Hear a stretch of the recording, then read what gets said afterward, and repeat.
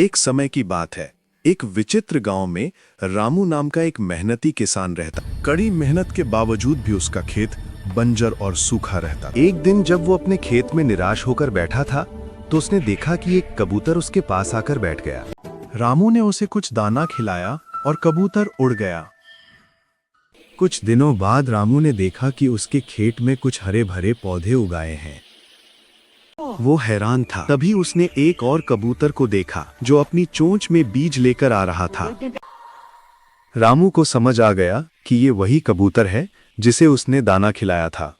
कबूतर ने रामू के खेत में और भी बीज बोए।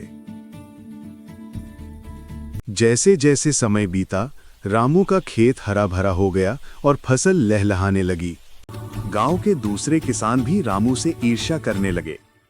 एक दिन एक शिकारी ने रामू के खेत में जाल बिछा दिया। कबूतरों का झुंड वहां आया और जाल में फंस गया। रामू ने जब ये देखा तो वह तुरंत वहां गया और कबूतरों को जाल से आजाद किया। रामू की दयालुता देख कबूतरों के मुखिया ने उसे एक जादुई बीज दिया और कहा, ये बीज तुम्हें हमेशा खुश रखेगा। रामू ने वो बीज अपने खेत में बोया और उसके खेत में हर साल अच्छी फसल होने लगी। रामू ने अपनी फसल को गांव के सभी लोगों के साथ साझा किया और सब खुशी खुशी रहने लगे। इस कहानी से हमें ये सीख मिलती है कि दयालुता और मेहनत का फल हमेशा मीठा होता है।